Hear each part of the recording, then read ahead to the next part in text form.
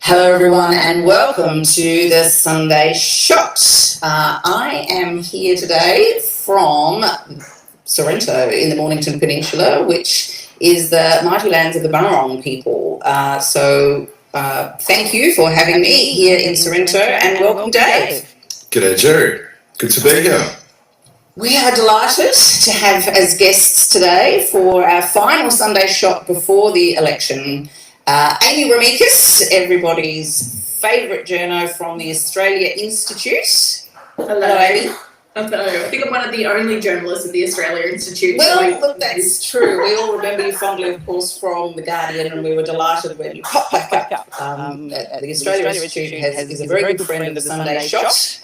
And we are also joined by Peter Cronau, who is from Declassified Australia and formerly of Four Corners of the ABC. So thank you, Peter, for joining us on this, the last Sunday Shot before the election. Look, there's been a lot going on in the last week or so. We've seen a few more of the Liberal Party front bench let out of their sort of witness protection. The polls, though, continue on the trajectory of it's looking like a kind of a solid Labor victory if voting were held today, and indeed voting has now started. Amy, how have you been assessing the last few days? Yeah, I mean, I think looking at the electoral map, the most likely outcome is still a Labor-led minority government. I think that they're going to fall a few seats short of a majority, and when you get, a couple of honest people within Labor, they kind of admit the same thing. I think that the last couple of days for Labor have continued pretty much as this entire campaign has, where they've just pretty much been able to coast, and they're able to coast because the coalition is not offering up any particular policy or direction or vision. You've heard all the commentators talking about how if Peter Dutton was going to get any momentum, it was going to have to start this week, and I don't think that has happened. He probably went through what I think has been the toughest press conference he's had of this campaign recently, when he was announcing the defence spend in Western Australia. I don't think that went anywhere near where the coalition thought it would in terms of being a positive announcement and being positively received. And we've had another 180 where Peter Dutton said on Monday that they would maintain the fringe tax benefit discount for EV vehicles, and then a press release put out yesterday by Peter Dutton and the finance team, Angus Taylor and Jane Hume, said actually no, we're scrapping that. So the campaign of the coalition, it's not been put together, it's not prepared. I think they very much over-relied on people's feelings of anger and discontentment towards the Albanese government, which have not materialised. So they've kind of been left with not a lot, and that's allowed Labor to kind of just, maintain a pretty even footing and just sort of coast through this campaign. I mean, the level of kind of disarray and the lack of preparation is the thing which is extraordinary, because even if you thought that you were on a good wicket with cost of living, disappointment, still trying to exploit the last vestiges of the post-referendum kind of ennui, that there was so little forethought about policy, to the extent that they are literally changing their policy pronouncements from one day to the next. As you say, the EV, on Monday, it did seem rock solid. It was a very firm commitment. And then the fact that just 48 hours later they did that reversal, and that they thought that it was better to do a reversal and undermine again the credibility of their leader, when the leader is really all they have. It just seems to me really quite staggering, and I think the Labor Party too can't believe their luck.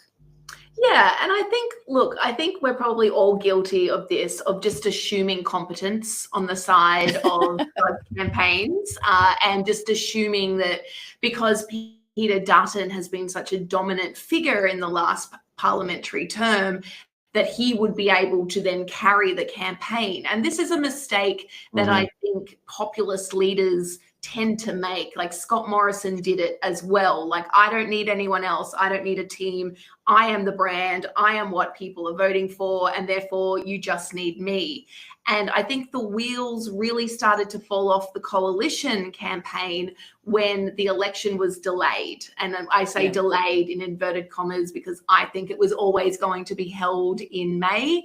I think that there was just a lot of expectations that they would go earlier, and I think the coalition really fell for that. And so when it became very obvious that, you know, we're doing a budget, it's going to be in May, I think that's when they got really shaky, and that's when things all seem to fall apart.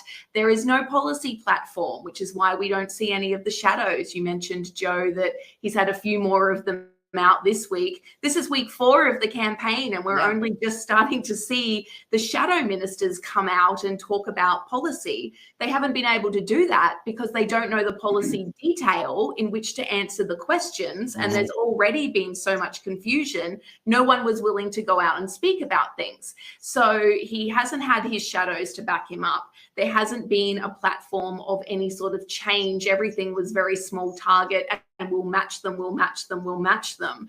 But he's unable to answer the questions that traditionally a Labor leader would be facing. How are you going to pay for this? Where is the modelling?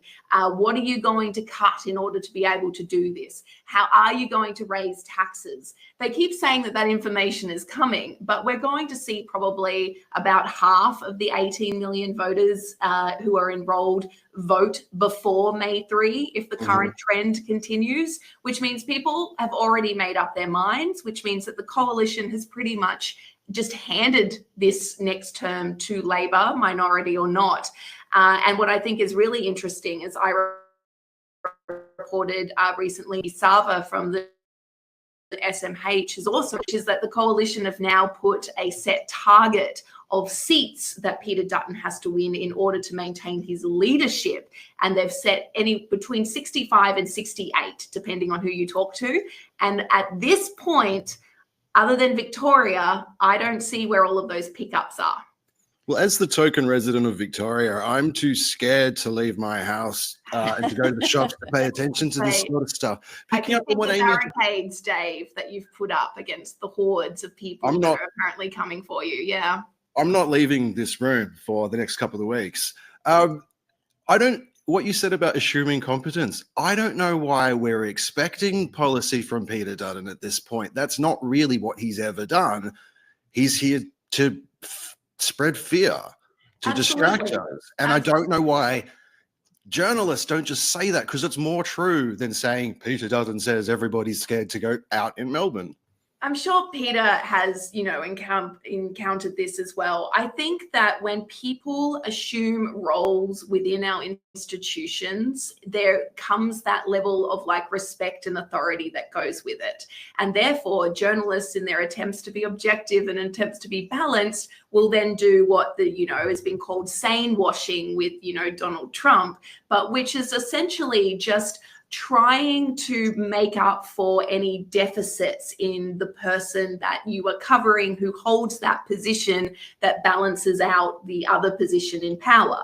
So there is assumed competence. There is assumed authority. There is this like, oh, well, he's the opposition leader, so therefore we need to give him the respect that that position should entail, and therefore we're going to try and cover up all of the gaps in how he carries out his leadership, because we need to do objective, balanced stories. And it's not necessarily the truth of what's happening, because the truth of Peter Dutton, his entire career in politics, when you go back over it, is he's always made a mess. He's always been confused. He's always mucked up policy. He's always screwed up the detail, but he's always had someone else come in and clean up the mess. And he hasn't been able to do that as opposition leader. So what he's done is he's gone back to his other habit, which is every time there's a screw up, he just disappears for 4 days. And then by the time he comes back, the media cycle has moved on and he's not used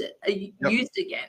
I mean, I did a count of how many press conferences he did in front of the Canberra Press Gallery, and it was like 16 as opposition leader. Which, I mean, say what you want about the Canberra Press Gallery, there is at least institutional knowledge there and a historical knowledge of what has previously been said.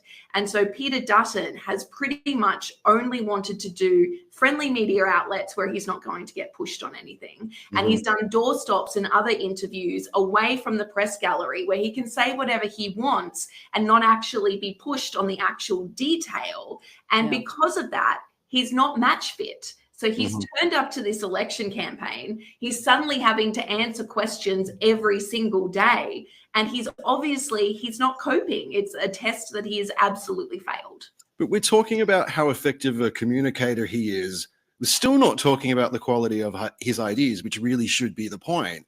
And we have the situation where, yes, I'll give the press gallery some credit for institutionalized knowledge, but it feels like they also lack object permanence and an ability to go, oh, this person's been lying and spreading fear for 20 years. Maybe that's more true than just verbatim repeating the things he says.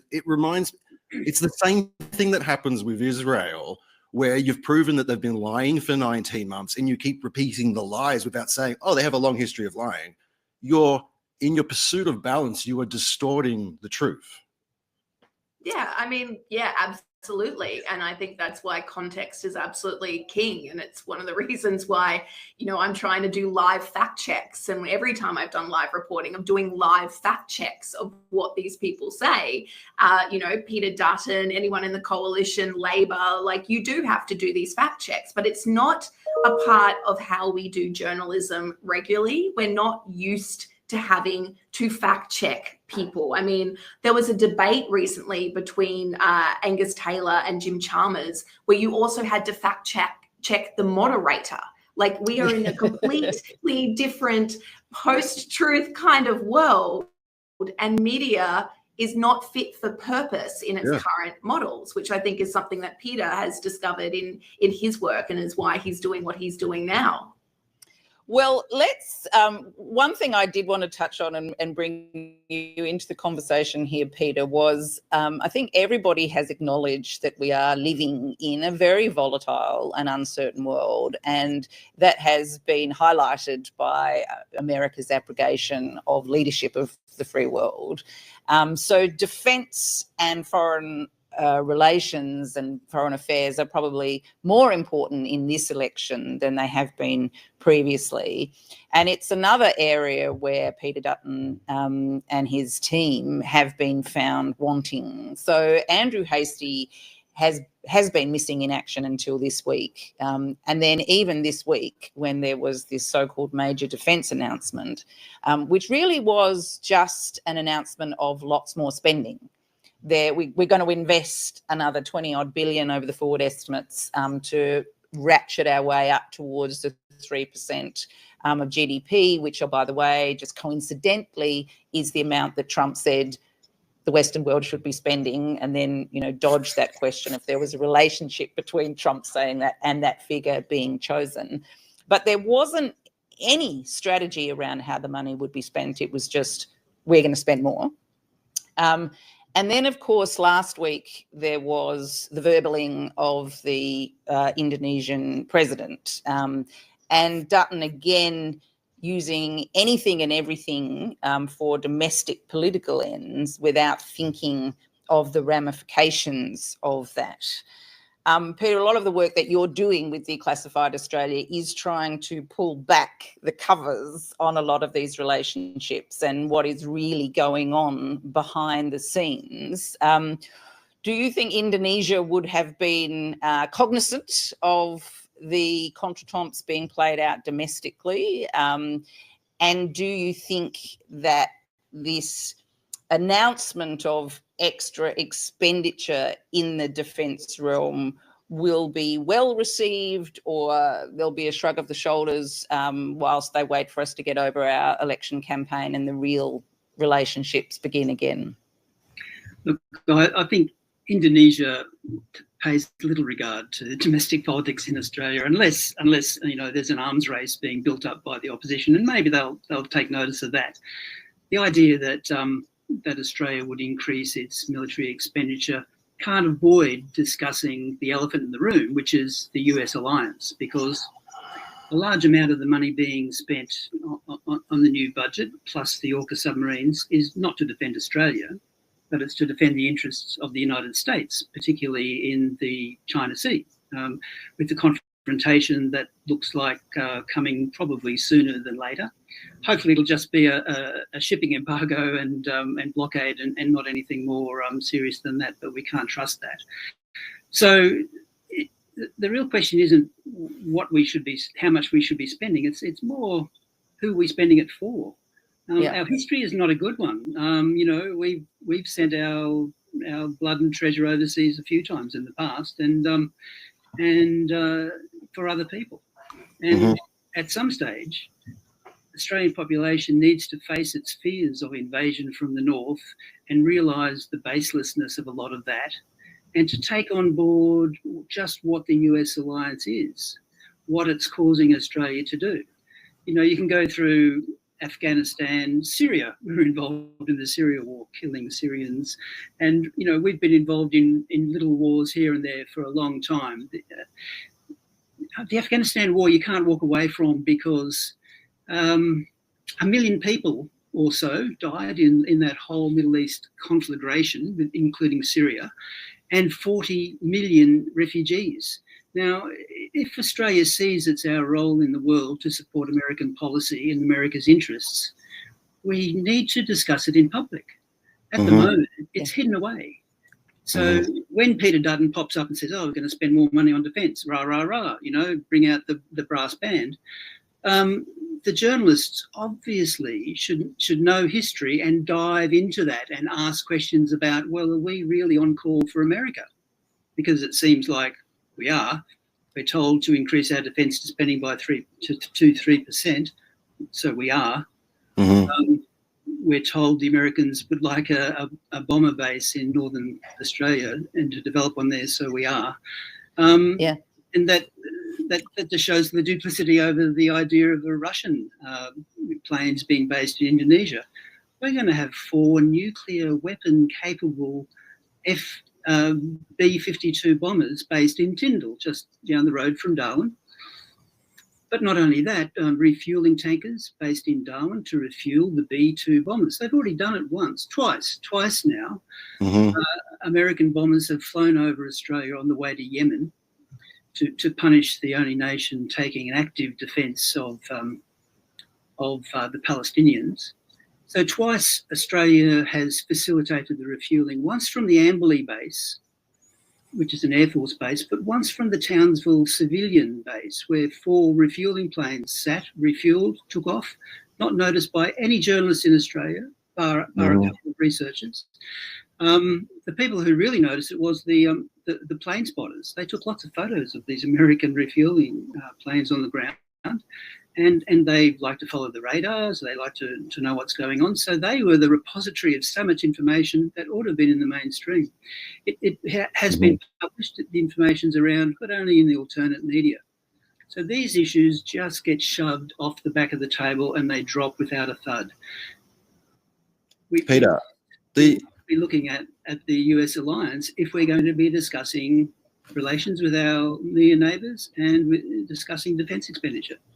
The shape of this election has really kind of made me look at the contours and the limits of our democracy differently than I had perhaps conceived, and perhaps even the shape of our sovereignty as a nation as like a hypothetical thought exercise. I know neither of the potential prime ministerial candidates want to close Pine Gap or any of these bases, but I'm now concerned that even if one of them did want to, they actually couldn't. It would be beyond their means. And I want to know what you think about that. Well, on paper, closing Pine Gap is possible. I think it's just a year's notice in writing you need to give, and off they go to Guam. But what would the reaction be? Well, the Americans... Because we don't live on paper, we live in the real world. the Americans would not accept it. And Australia, if it decided to go down that path, would have to brace itself and prepare for the flack that we would cop as a result of that.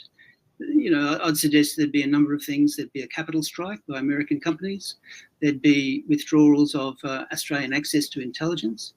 Now, I'm not saying that Pine Gap needs to close down. I'm saying Pine Gap needs to have its functions reviewed.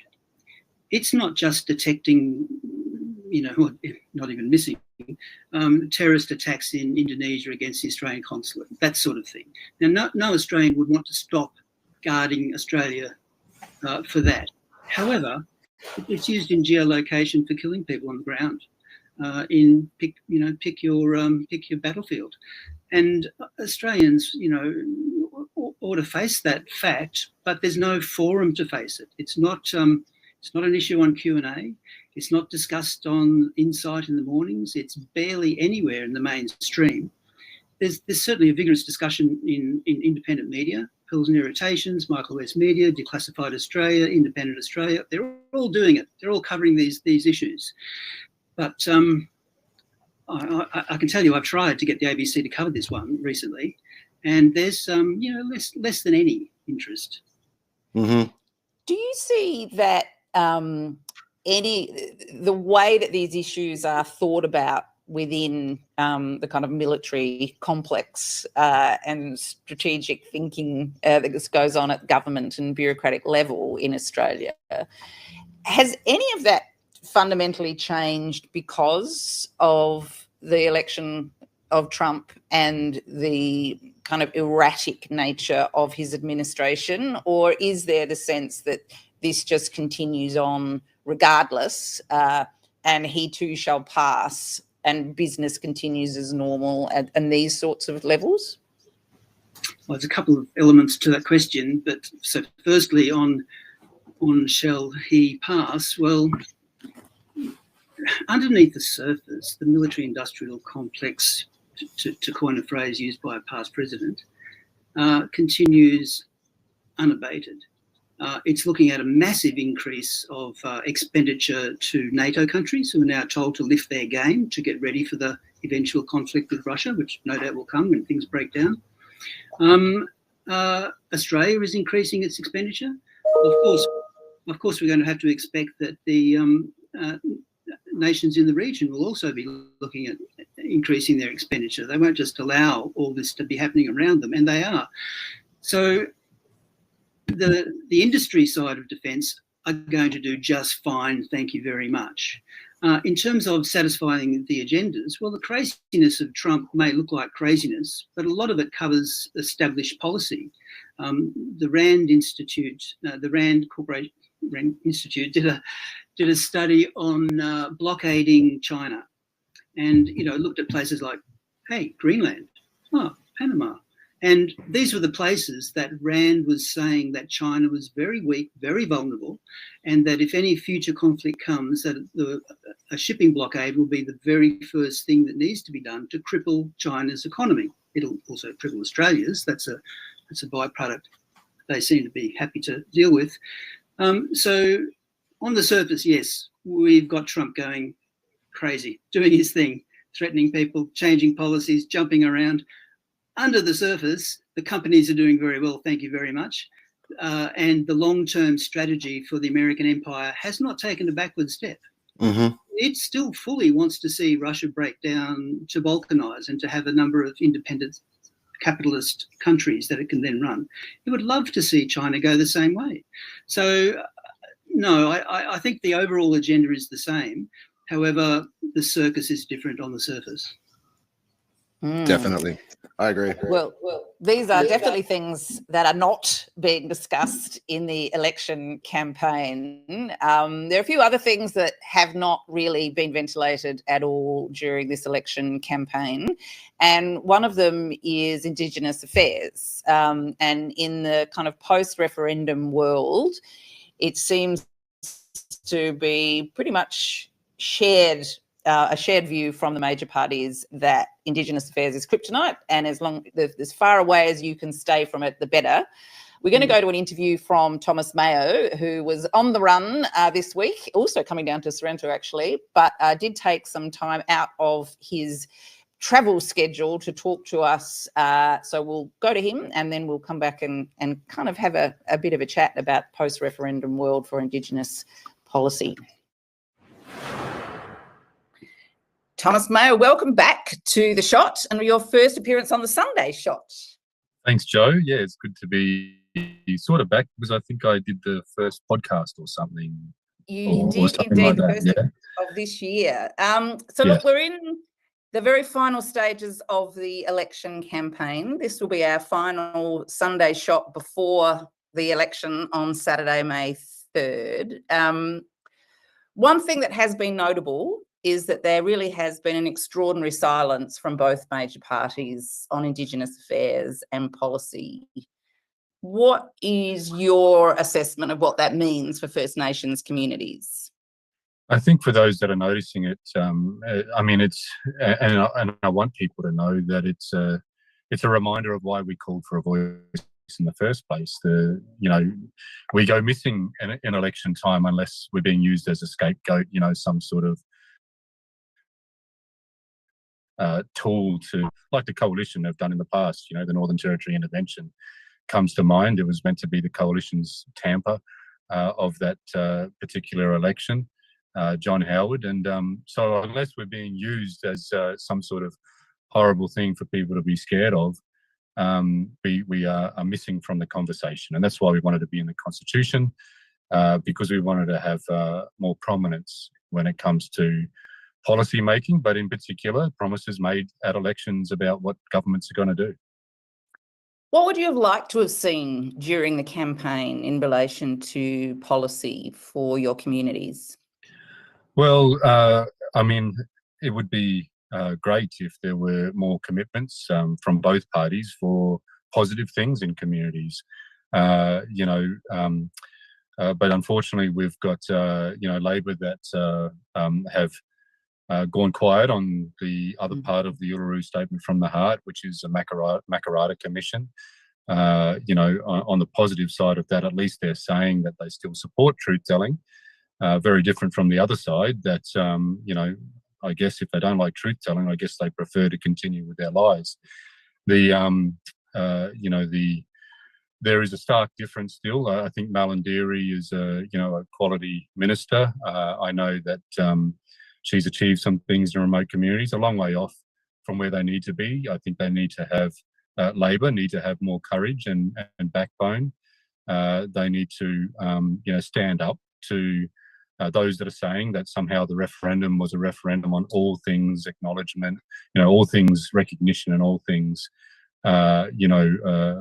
positive and visionary in Indigenous affairs, which is what's required, structural reform.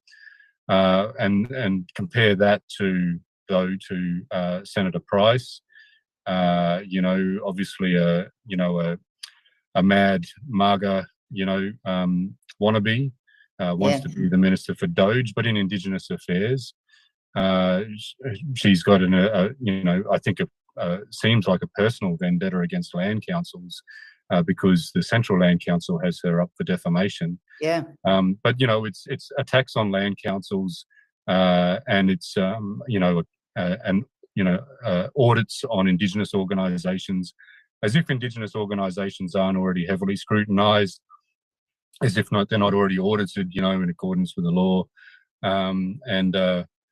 So it's just more scapegoating from her, and it's a big difference this election. I think we're at a crossroads, for the country, but in Indigenous affairs, I think there's certainly a majority of Indigenous people fear what she would do if she had power over us.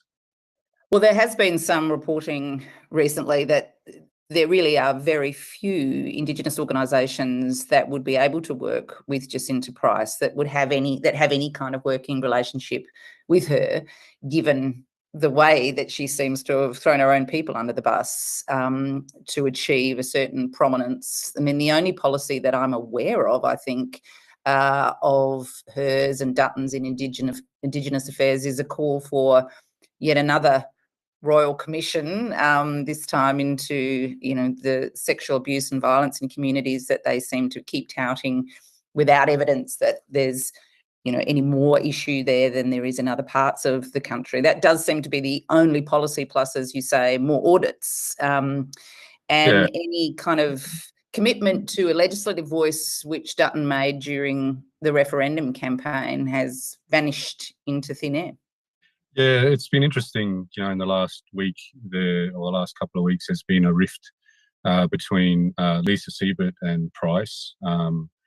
Siebert, I think correctly is saying that this is a broader problem, child abuse is something that is a societal issue, something that, Australia as a nation needs to tackle, and to address this. And, these things are especially, like the statistics are always worse where there's poverty and trauma and all of those things that cause social issues. So Siebert is actually right, but Price, who will ultimately take the Ministry of Indigenous Affairs if the coalition is successful, just continues to run, the sort of line that her niche sort of base like to hear, the mugger sort of crowd, and it's terrible. That colonisation has been good for Indigenous peoples.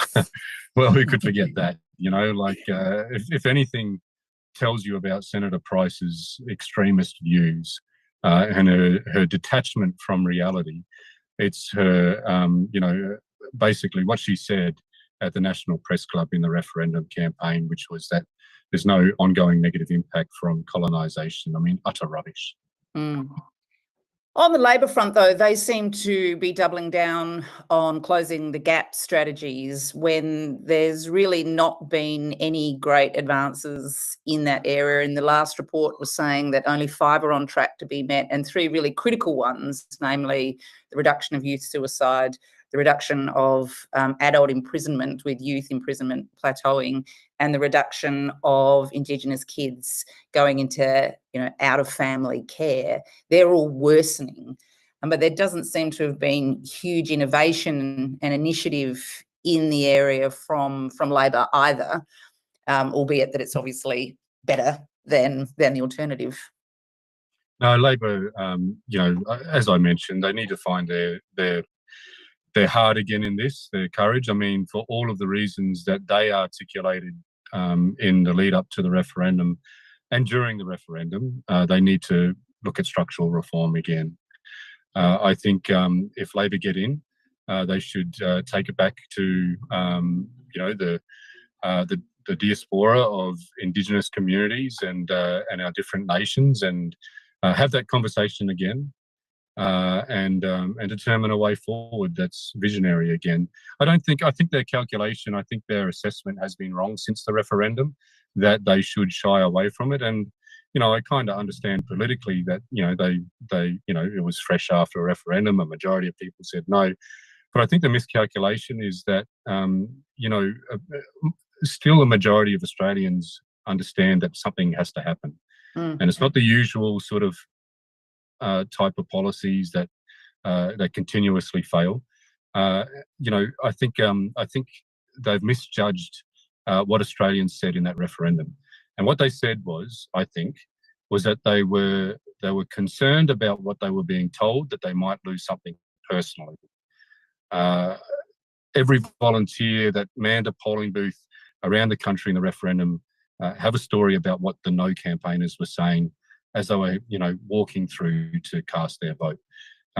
So there was enough uncertainty created by the no campaign. It doesn't mean that Australians won't support structural reform and that they don't support truth-telling in this space. I think it's a very noisy sort of effort successfully on social media to make people think it's worse than it is. Well, we had Anthony Clan on the Sunday Shot a couple of weeks ago, who did the research into where the No campaign got their money from, alleging that it was a broad-based, community campaign, when in fact it was, half a dozen, a handful of very wealthy people, often associated with the mining industry, the pastoral, big pastoral tracts of land who after their own interests. Well, Advance, linked to Atlas, the Yeah. global network of these extremist right, organizations. Undoubtedly, you could call it foreign interference in that referendum and in this election right now. There's big dark money. It's all about disinformation. It's the Steve Bannon type tactics that were very effective against Indigenous people that unfortunately few Australians are familiar with enough to resist that sort of tactic. But I think fortunately it seems that people are waking up to those tactics, the Trump-like policies of the coalition, their extreme views. People are waking up at the right time for this election. Yeah, no, it does seem to be that there's more information about these sorts of networks coming into the public space, not just organisations like ours who are sort of small and independent and niche, but in the Good Weekend just last weekend. And indeed, of course, funding organisations like the Centre for Independent Studies, which in turn funds people like Jacinta Price. Yeah. It's unfortunately Price is, according to the research, the most popular Indigenous national figure. I hope that people are waking up to the truth about her as well through this election and the exposure that she's had for 14 times misusing public money, and having to pay back 14 investigations that have resulted in those sorts of actions required of her. More recently, the defamation case. It was actually, I think, the Daily Mail or something like that had an article that outlines what's going on there. I encourage people to look it up. It's just an absolute farce and just shows again how detached from reality Senator Price is. Well, look, only a few more days until the election. The polls are certainly moving in the right direction. Be interesting to see if Labor can secure a majority again. I know that the community independents are very supportive of doing what they can if they're holding the balance of power and have that leverage to try and ensure that there is again an appropriate focus on and it's worth mentioning the community independents, the so-called teal independents were brilliant through the referendum. I think they have a genuine interest in seeing vast improvement in Indigenous affairs. They campaigned hard, and I think it'll come through again in the polls that they've represented their communities. Yeah. Well, Thomas, thank you for taking some time out of your busy day, I think en route to the airport, to talk to the Sunday Shot. And we look forward to chatting again on the other side. Thank you, Joe. All the best. Thank you. So some really harsh words there from Thomas Mayo about the potential Minister for Indigenous Affairs should the coalition be elected, Amy. It's very clear that there is an almost unanimous view amongst political leadership in Indigenous affairs that Jacinta Price is not an appropriate person to represent them. And also some not quite despondent words, but certainly disappointment that there has been such silence on issues relating to First Nations peoples during the campaign. Yeah, I mean, Thomas was absolutely correct to point out that Labor has lost its heart in terms of, and its bravery in doing what's right and advancing First Nations people's truth-telling, and just policy and actually, pushing through all of the guff and all of the noise to do what we all know is right. I think that Anthony Albanese was completely blindsided by the referendum result and the way that campaign was run, and just basically is being too cowardly to step forward and show leadership in this direction, particularly now, as you've pointed out on previous shows and Thomas was talking about, people are actually now realizing what the No campaign was talking about was full of shit. Like it was all just completely made up, designed to deliberately confuse people and to muddy the waters and to really just, dig into that racist vein that runs through so much of Australia. When it comes to, the coalition's side here, I mean, they were instrumental in creating all of that division. Peter Dutton essentially said that the coalition would be standing against the referendum to distract from a historical by-election loss, because that's what he does every single time he has to account for something. He just throws up a massive distraction grenade, and the referendum was the unfortunate victim there. And he really embraced Jacinta Price because she was speaking to people that Peter Dutton and the coalition want in the tent, who, quite like the idea of having some cover of an Indigenous senator telling them that it's okay to be racist and have racist views. And that essentially is what Jacinta Price was doing during the referendum when she was talking to, racist Australians and just saying, yeah, colonization was great for my people, and I don't know why so many people are complaining about it. They just need to get over it, is essentially what she was saying, which, has just given cover for so many people who deeply feel these racist views. They are able to point to Jacinta Price and say, well, actually, no, I'm not being racist because an Indigenous person thinks the same way as me. And so Peter Dutton really promoted her. He lifted her up from political obscurity. He cleared the way in order for her to rise up the coalition ranks. She's, a country liberal who, sits with the Nationals but has a lot of power over the Liberal Party within the party room. She was leading the MAGA charge. She was the Doge shadow minister. She was the one who was saying, we're going to make trans rights the next, battlefront here. Everything that the Atlas Network has been doing globally, everything that the Heritage Foundation has been laying out in the United States, Jacinta Price was spearheading with Advance and other elements of, that shadowy side of Australian lobbying. She was spearheading that. The only thing that has stopped her and the coalition from raising her up in this campaign is suddenly everyone has seen how batshit crazy Trump is and what those policies actually do to people. And it's suddenly not so popular. And so Jacinta Price has been shoved to the back because we can't have a reminder that we actually have our own MAGA element within Australian politics. So Peter Dutton, I think everyone would remember that press conference where she literally said, let's make Australia great again. And then was like, oh, I don't even know why I said that. I'm unsure. I didn't even realize that I did that. I don't believe that at all. I'm not MAGA. And then it was emerged. She had photos, wearing the MAGA gear and all of the rest of it. Peter Dutton could not stand further away from Jacinta Price, right now, because of how much she reminds voters of just how much the coalition were going down that populist track.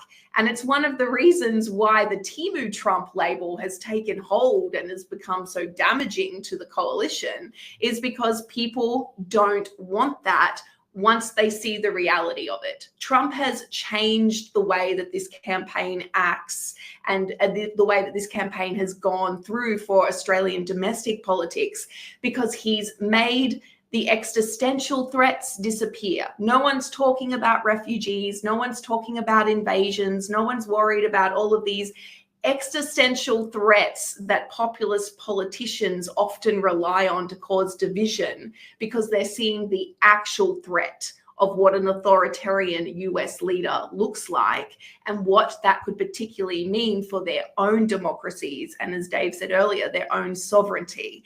And that has completely turned the coalition, who has relied on all of these popular, basically like hallmarks, it's completely turned them on their head, and they do not know how to operate when people are asking for answers on who is going to guide them through this batshit geopolitical time, rather than just being told that they need to be afraid of things that they're not actually seriously afraid of.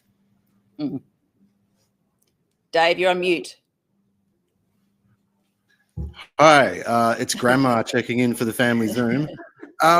Jacinta Price's role is almost identical to, if you remember back at the start of this far-right push in the States, Milo Yiannopoulos, who was, he was a gay man that was espousing Nazi shit, but because he was a gay man, it provided this degree of smokescreen to not actually process what's going on. And Jacinta Price, being an Aboriginal woman pushing essentially white supremacist colonial rule, is the same exact cover for all of that. And then the other thing I just want to add to this conversation, it's not only that the Albanese government didn't prosecute it properly, they made a tactical error in not doing the truth-telling thing first, because right-wing movements understand that you need to prime a population for these horrific ideas that they're trying to in place. They keep this narrative going that you should be scared of brown people the entire time and that they're coming for you. The counter to that is more historical truth about what actually happened here.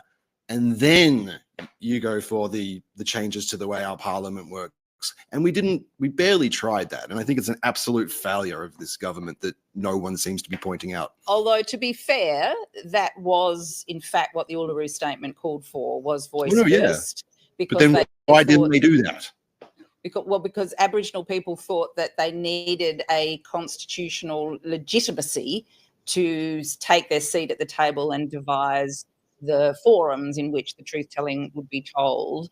I think just moving on. But if you haven't done that, you're allowed to get away with sloppy counter slogans like "If you don't know, vote no," and it's an indictment it's an indictment on our press class that we let anybody get away with that. That's absurd. Well, it is also an on indictment Australia's society and, education and all the rest of it, that everyone was so primed for these things. I think what Joe's saying is when they did the Uluru Statement from the Heart, they had an order. Indigenous people had an order of which they would like things to be carried out, and they wanted constitutional recognition to be first because it had been such a political football, which we've seen with all of the different Indigenous bodies which have been used to advise government that gets scrapped the moment it gets uncomfortable. But to your point, Dave, I think that one of the issues with truth-telling is that Australians, by and large, are unwilling to listen to that truth in any forum because everyone has their feelings of how they think things have gone, and that they should not feel guilty for what has been done in previous generations. And we see that throughout white societies all over the world, where we're just like, I am not to blame for what my ancestors did. And Australians have just historically and continue to fail to reckon with the fact that their position in life is because of what their ancestors did. And so they have benefited from what their ancestors did, and therefore we absolutely have a role to play in trying to create an equitable situation where we acknowledge the truth. And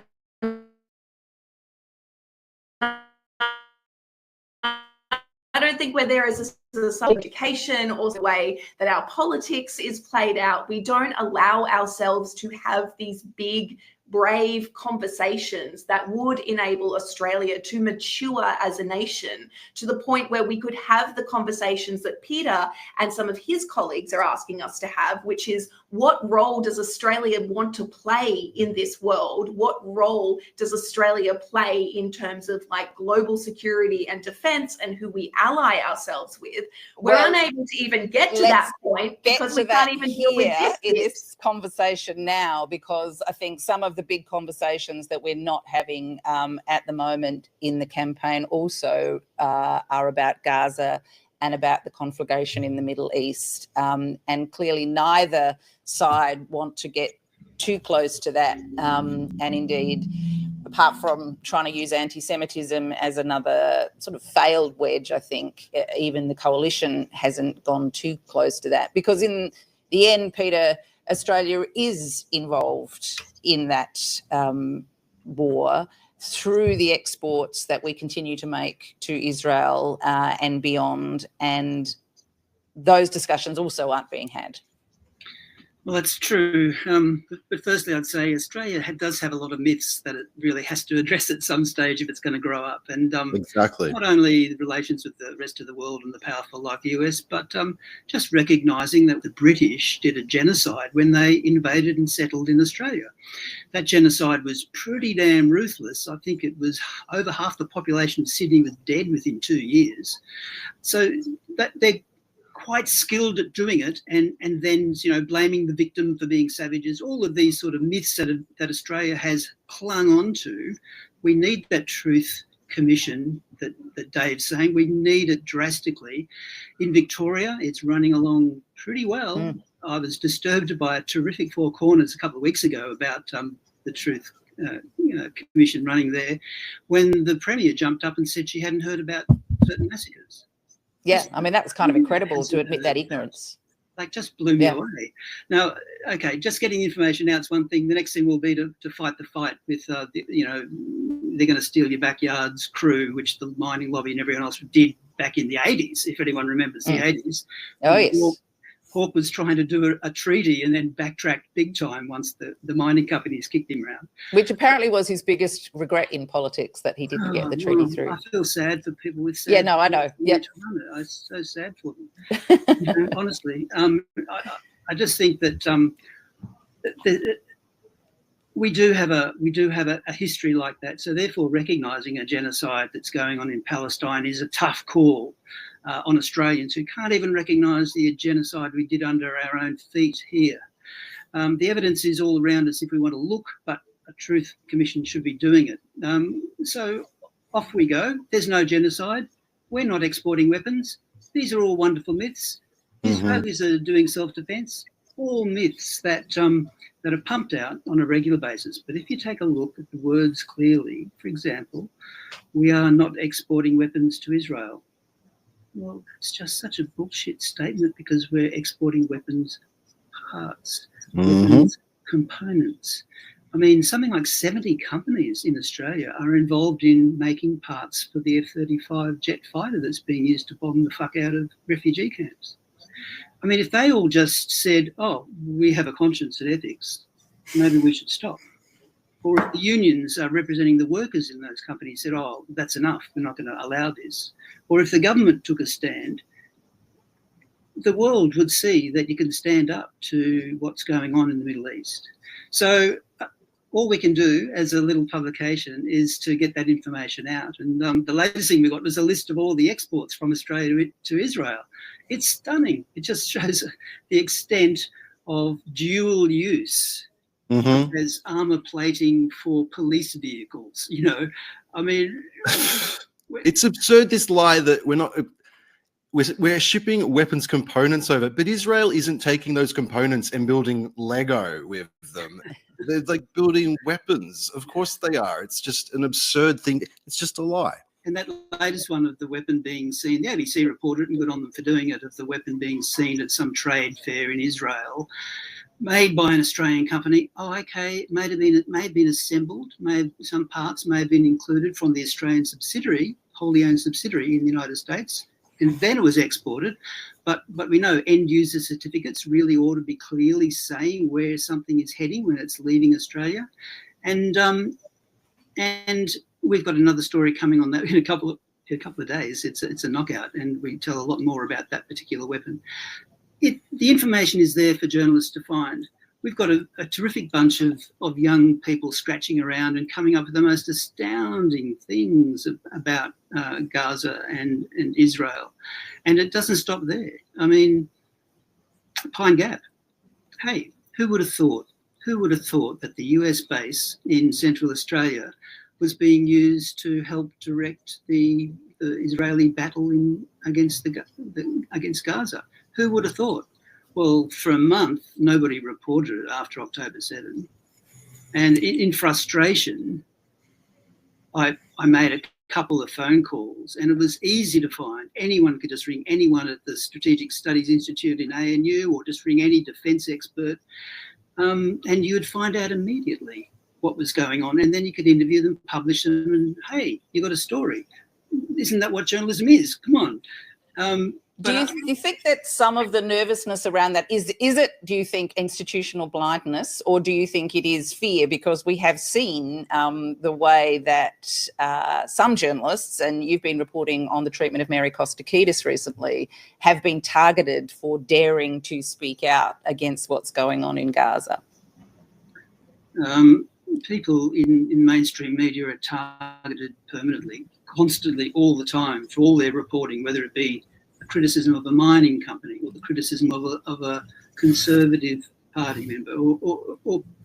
So obviously there's going to be criticism and flack in the ABC, I know people stood up. They called for the resignation of the managing director. They were so outraged at what was going on. And in the end, though, they see Antoinette Lattouf, terrific, courageous woman who stood up against being censored and took the ABC to court, and that settlement's not yet announced, but she certainly made a fine fist of it to show what the ABC was really like in trying to crush her voice and others at the ABC. Well, to people like us, we go, oh, wow, that's great, strong woman fighting. But to the people at the ABC, that's a message of ultimate terror. That's what will happen to you if you stick your head up too high. So people I've spoken to, really, they whisper on the phone. They don't want to be heard talking about the G word, genocide, because it's career limiting. All these people, they want to be journalists. They want to be able to do it. And if they stick their head up, they're gone.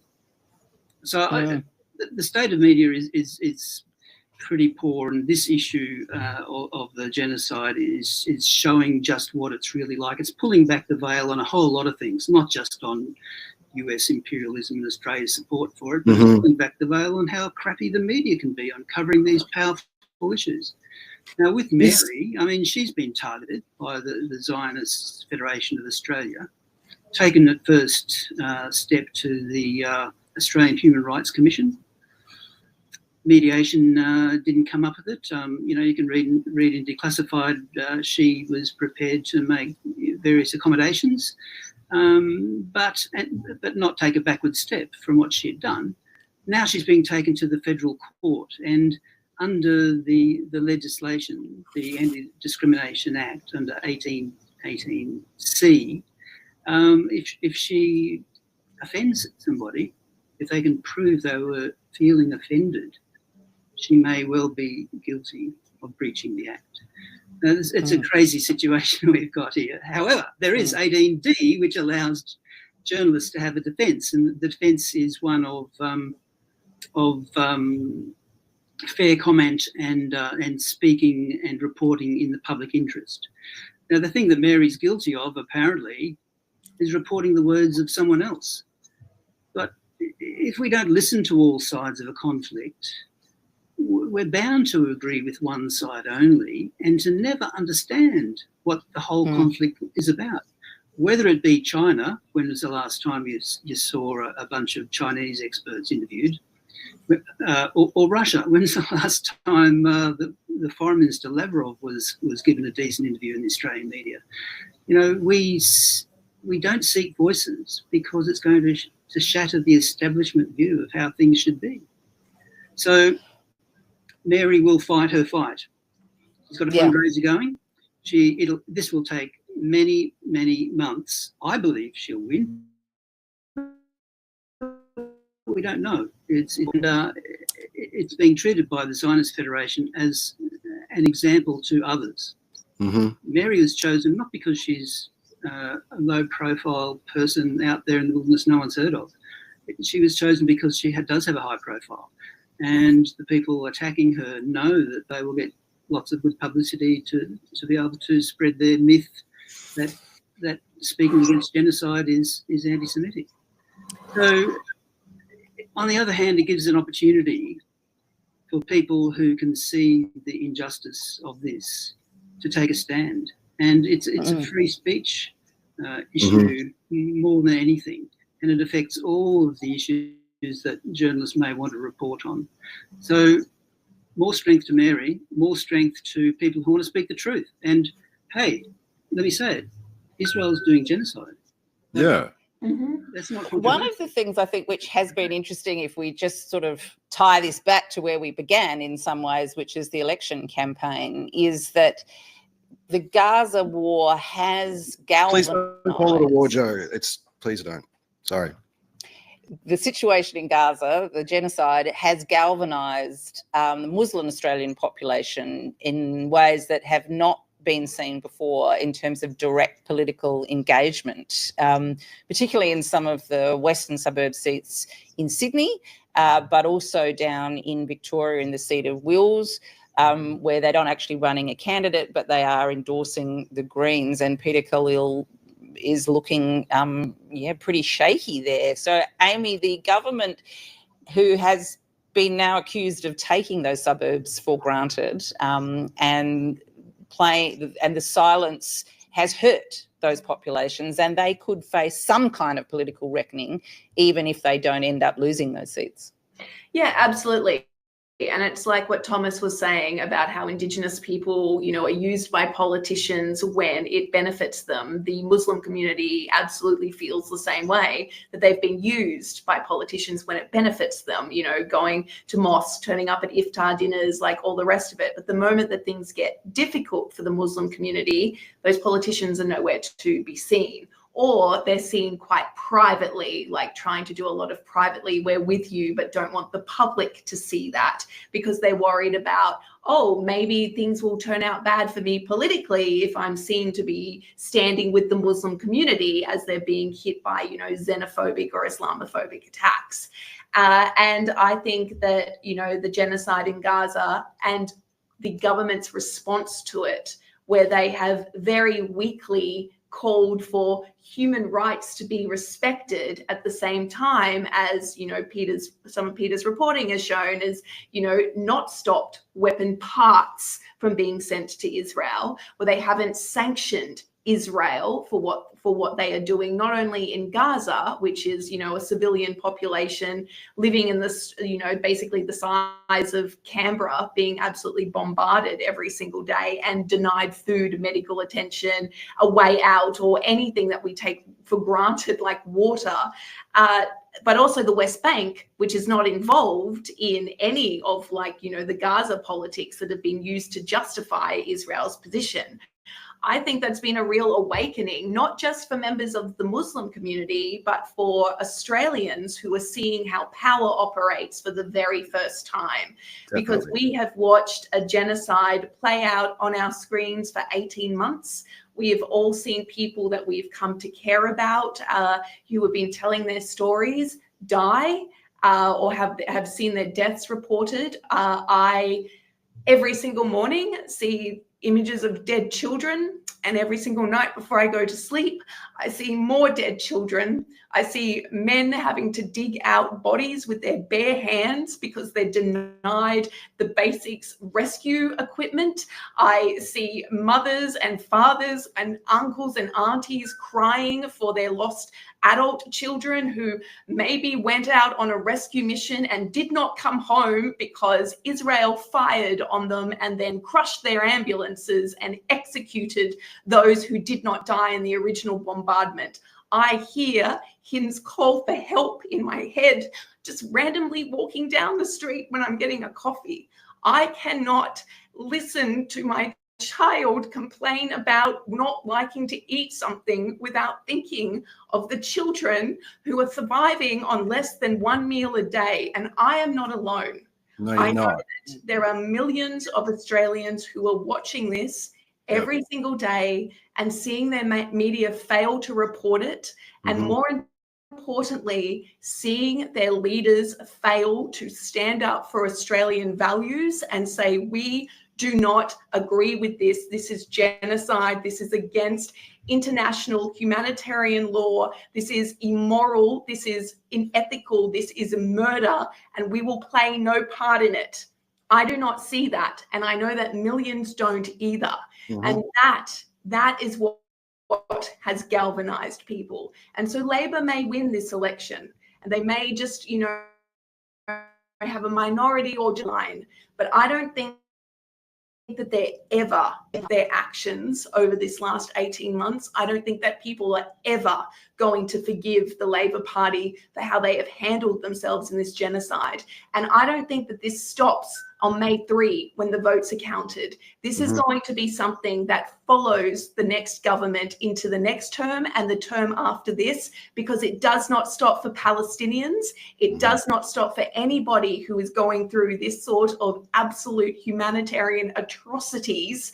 And if we don't make sure our voices are heard, then what has the last 18 months been for? And for everyone who's saying it's too uncomfortable, we get to look away, they don't. So how dare we try to say that this is too uncomfortable to talk about, because we are doing it from the safety of our own homes. They are screaming underneath the rubble and the ongoing bombardment from an illegal military attack on a civilian population. Amy, I agree with everything you've said, and I feel all the things you're obviously feeling too. I've been writing about this, and I've seen horrible things. I see this as a real moment of awakening for people, because what we're seeing right now is how disconnected the circus is from reality. And when I'm tuning out of these leaders' debates, I'm not doing that because I'm disengaged. I'm doing that because I feel more informed about the shape of the world when I'm not listening to their bullshit, because they're not talking about this stuff. And if you look at what they're not talking about, Gaza, growing wealth inequality, how we shouldn't be building more fossil fuels, all of these things, these are goals that are aligned with American empire, American capitalism, and that's the boundary of our major party discussion. Anything outside of that. We've seen, as Sherelle Moody has reported, 7 women killed during the election campaign, 23 women so far. We haven't seen that like fundamentally reckoned with domestically.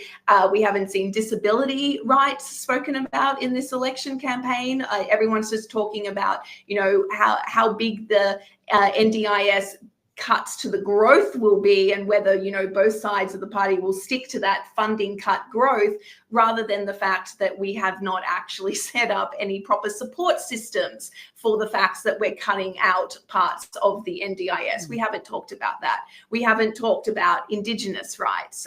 We haven't talked about climate change seriously. We only talk about it in terms of the energy transition and how long we need, you know. Gas has asked a leader, when will the last fossil fuel project be opened in Australia? We don't know. We just, you know, nobody talks about the fact that we don't have a population plan in Australia. And I don't mean that in terms of cuts of migration. I mean, like, in the fact that we don't even think about how we want Australia to look in terms of size, and whether we have the infrastructure or the planning to go towards that. We don't talk about any of these issues. So, of course, to Peter and Dave and Joe's earlier point, of course, we're not talking about genocide, because we can't even talk about the issues within our own country. And we can't do that because, yes, it is part of, you know, American boundaries of imperialism of what we're allowed to talk about. But I think it's because Australia just lacks bravery. We used to think of ourselves as a brave country. Labor often goes back to the Whitlam government and those 3 years of reform to say, look how great we were. But I actually think that that was the end of bravery in Australia, because it showed what happened when a leader sticks their head up, says, well, I'm going to do reform. Fuck you, America. We're pulling our troops out of Vietnam. We're not going to agree with you on this. We're going to talk about land rights. We're going to, you know, push forward with Medicare. We're to do all of these things that changed our nation. And he was punished for it by, you know, losing his career, the dismissal. And then we have not seen a brave leader since. We just narrow ourselves down to these tiny little box. And I've spoken about it before as a bucket of crabs. Australian politics is a bucket of crabs.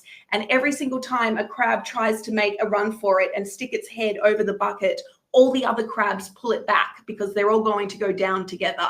And unless we find a way to just break that and just make Australia brave again, we're going to be having this conversation in another 3 years. Yeah. Look, this weekend is Anzac Day weekend, by the way. And if people go to country towns, they'll see the millions of dollars that are being spent on new refurbishments of all the old war memorials in every little country town around Australia. That's being done as a fight back to make sure that we keep those myths alive. Mm-hmm. It's not a progressive thing. We want to remember our dead, but we want to remember what those wars were about and why we fought them. So that is true. And look, maybe the myth making continues, I'm afraid. The myth making does continue. Maybe we will see, if it is a minority Labor government, that there are some new types of politicians coming in who aren't as cowed, who don't subscribe to the same kind of limiting myths about Australia, and perhaps we can see some change, but we'll have to wait and see. We are a little bit over time, but this conversation I think was worth continuing. So can we express how grateful we are to you, Amy and Peter, for you taking the time to join us here on the Sunday Shot. Next week, It'll be the debrief of the election. What has happened? What is the outcome? Who will be leading us for the next 3 years? If you like what we're doing, please subscribe to our channel because that keeps the algorithm gods happy. And if you have a few dollars, throw them our way too, because we'd love to stay on here and keep chatting, perhaps even after the election. Thank you all very much for watching and listening. See you next week.